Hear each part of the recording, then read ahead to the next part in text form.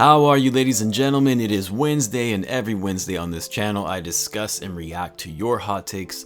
It's become a favorite day of the week of mine just because I love seeing what you guys come up with and some of these very bold takes. Obviously, I don't do the obvious trolling ones unless I find them hilarious. I'm not going to feature a take that says that Cristiano Felicio is better than Lavine. But anyway, for those who are new to the channel, feel free to leave your hot takes at any time on my videos or on the Discord server, link in the description for that. And I just might include it in next week's video. Also, a big shout out to Manscaped for sponsoring this video, but more on that in a little bit. So what's going on, everyone? You're listening to Bull Central here. Hope you're all doing well. Let's get right into it and get us kicked off with our first hot take, and this comes to us from Jack Clifford. Bulls should trade anybody other than Vooch and Zach to get Malcolm Brogdon.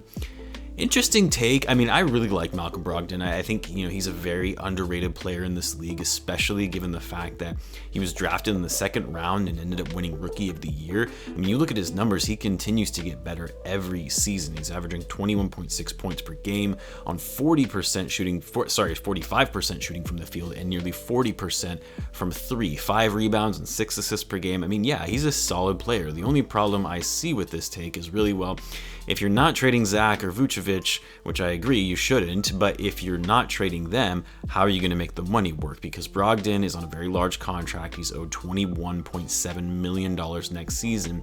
And in order to trade for him to ensure that the Bulls are not over the salary cap, you have to match salaries in order to make the money work. So in that event, I mean, who do you trade for him? Because you shouldn't trade Patrick Williams since he's a project that the Bulls will continue to work on and develop.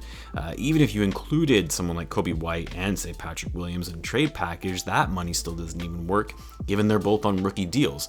The only potential trade that could work is via a sign-and trade from Lauri Markkanen, since he's a restricted free agent, where the Bulls would sign him for, say, close to $20 million and then trade him to the Pacers, but the Pacers would never agree to that. They're just not. The other thing is, and I know Brogdon is more of a combo guard, so he can play the point, but I still see Brogdon as more of a shooting guard, which when you have Lavine doesn't really make a lot of sense. On top of that, the Bulls need to be focusing more on defense going into this offseason. And as great as Brogdon is on offense, I feel like bringing, someone like him into the roster, your guard positions are going to be starting to get a little crowded, especially if you're planning to keep Coby White.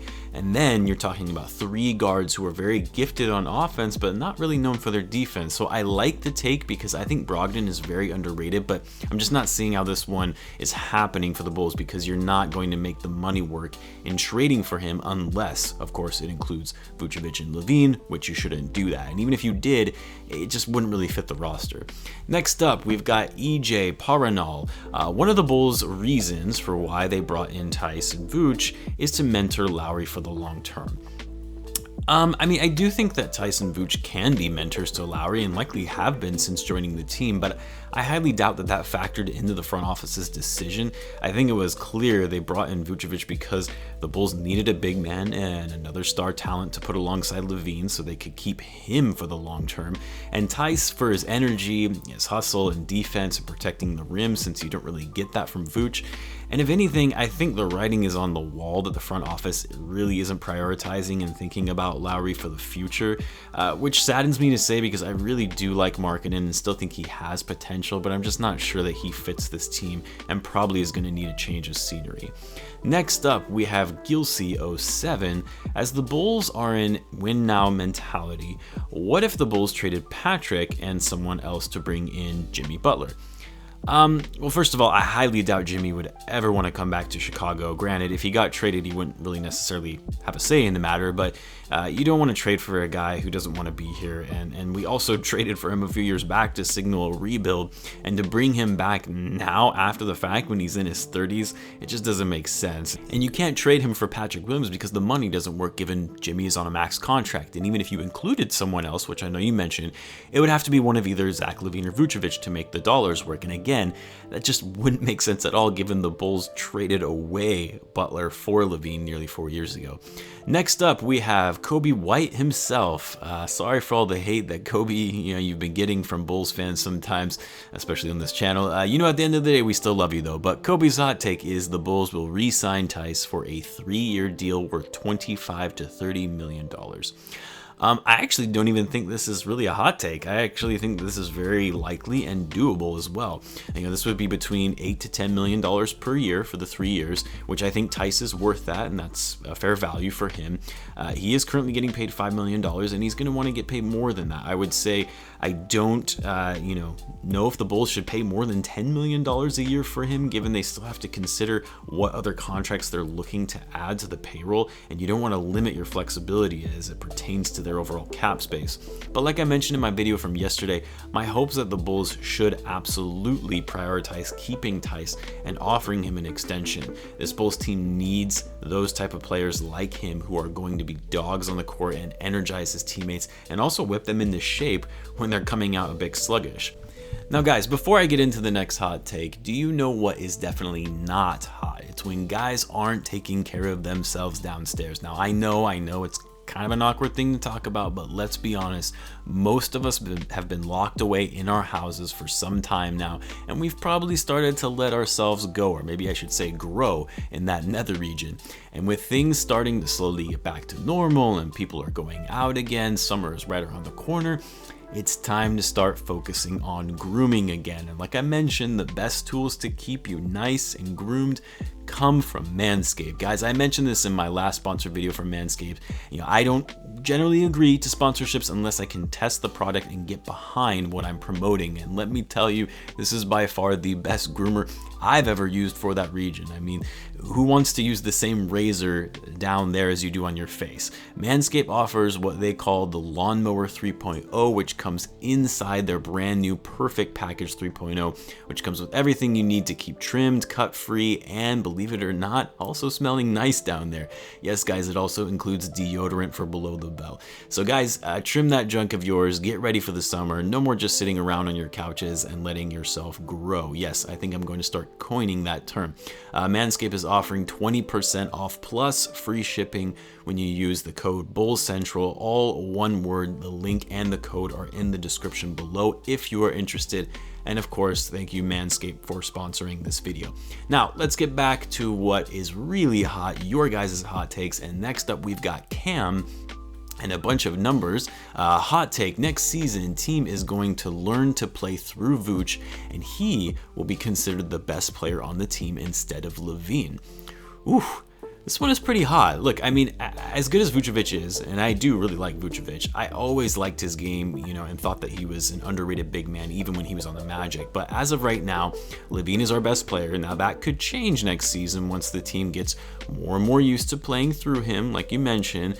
I guess it is possible. I just don't really see Vucevic as the guy that is really generating the most offense on the court, being the Bulls' face of the franchise over Lavine or their go-to guy. I'm not saying Lavine is significantly better than Vucevic or on a different level than him. I actually think in terms of their overall greatness, they're pretty close to one another.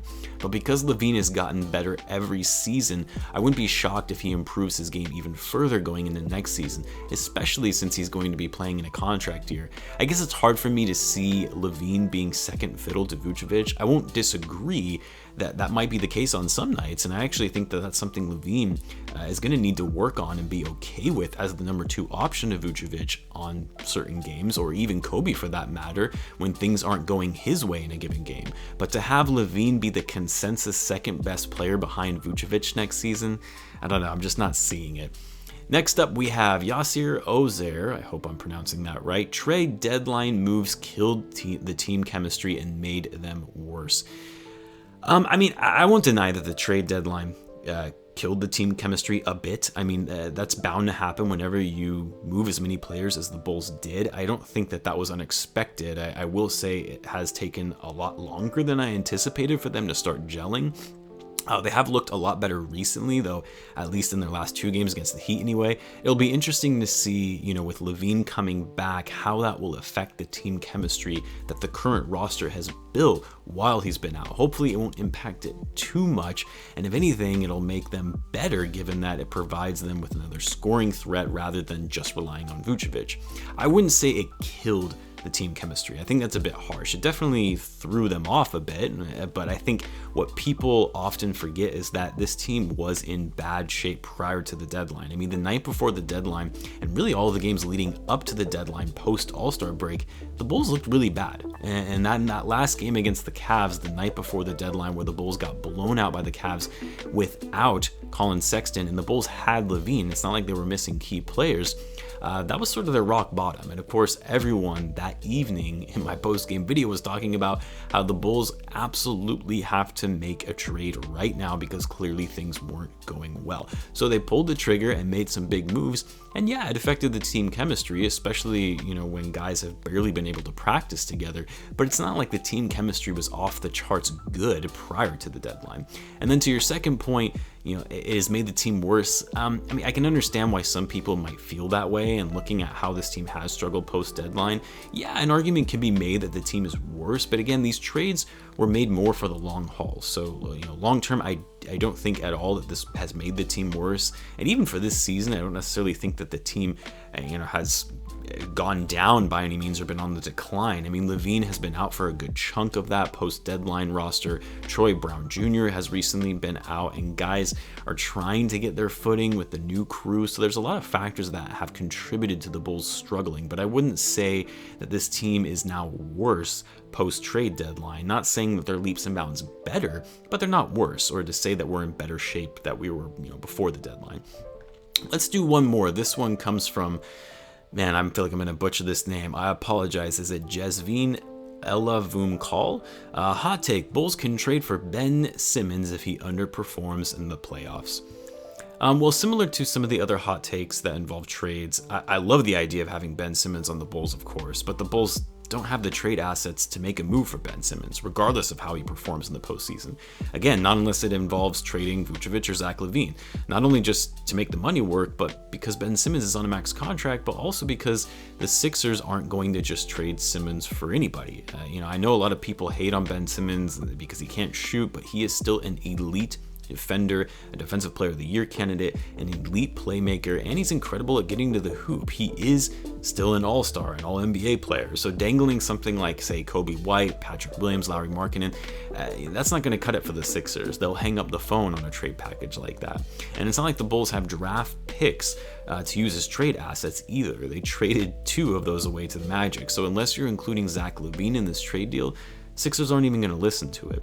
Now, I will say, and I've said this before on here, I actually love Ben Simmons' game, at least for the Bulls anyway, because the Bulls, they don't need shooters. Like, if the Bulls needed shooters and were struggling on offense, then no, Ben Simmons wouldn't be someone I would be eyeing. But the fact that the Bulls already have great offensive threats in Vucevic and Lavine, you had a guy like Simmons who is one of the best defenders and playmakers in the league, and it's not like he can't score. The guy's averaging 15 points per game, and he can't shoot jumpers to save his life, but he can still get to the basket just fine and score in the paint.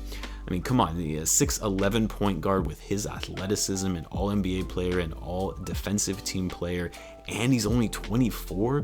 He's an elite player. I just don't get it. It bothers me when people try to act like Ben Simmons is trash. He would make the Bulls contenders if you added him next to Lavine and Vucevic. Anyway, I digressed a little bit from that hot take. In short, yeah, it would be amazing if we could trade for Simmons, but we can't because we don't have the assets to do so, no matter how you look at it.